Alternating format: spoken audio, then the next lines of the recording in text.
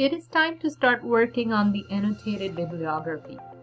You might be thinking, what am I supposed to be doing?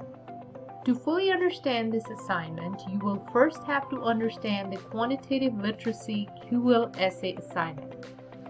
Now let me bring that prompt up. For the QL essay, you are writing a researched paper that is supported with data coming from reputable sources. You will examine and use data in rhetorical contexts.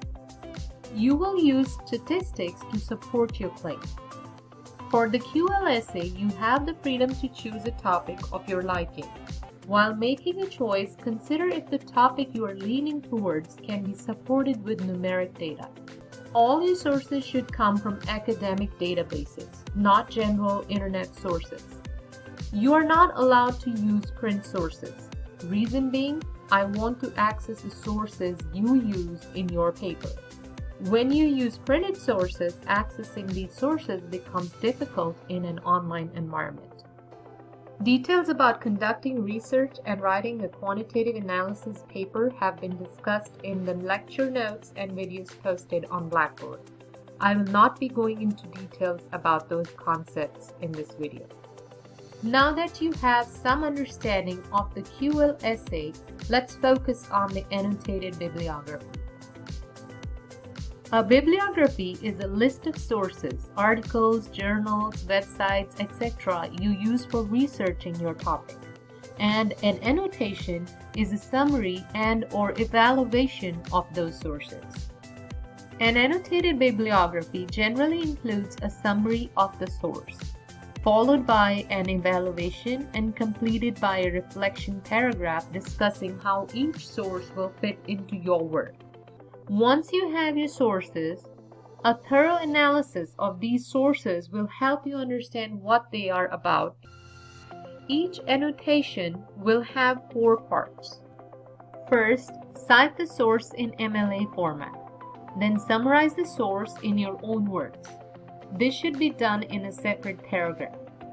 When summarizing, answering the following questions will help. If someone asked you what this article or book is about, what would you say? Next, in a new paragraph, you will assess the source. To assess, you will check, is the source reliable? Is the author an expert in the field?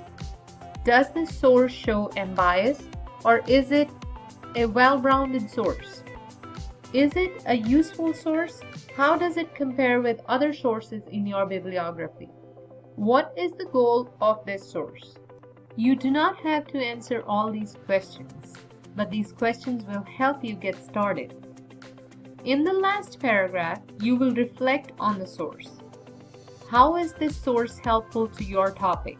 How will this source assist in shaping your paper? How can you use this source for your research project?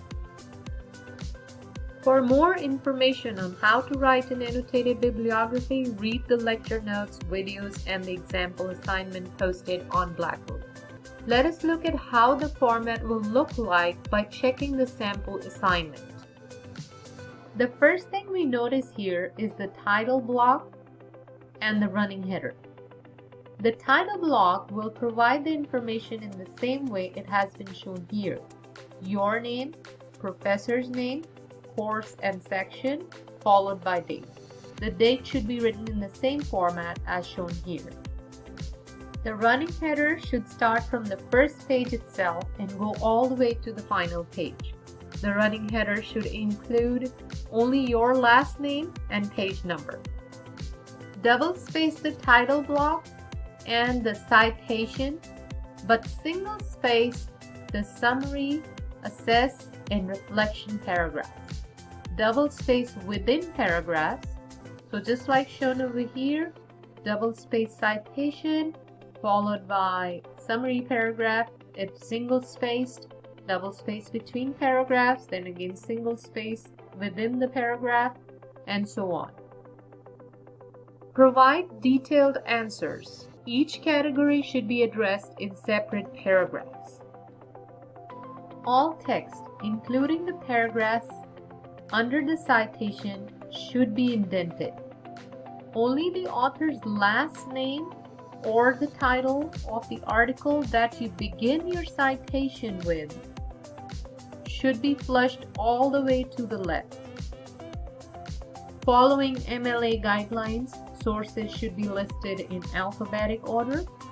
As far as the type of sources is concerned, all your sources should come from scholarly databases. Do not use print sources. I already explained why. Use full text, not abstracts. Failure to follow these instructions will result in an F for the assignment grade. Provide the exact and complete URL for all the sources you use. Failure to do so will result in negative 10 points. Throughout this video, I have used the term quantitative literacy or QL assignment instead of quantitative analysis or QA assignment. I have used the two terms interchangeably. Do not get confused between the two terms.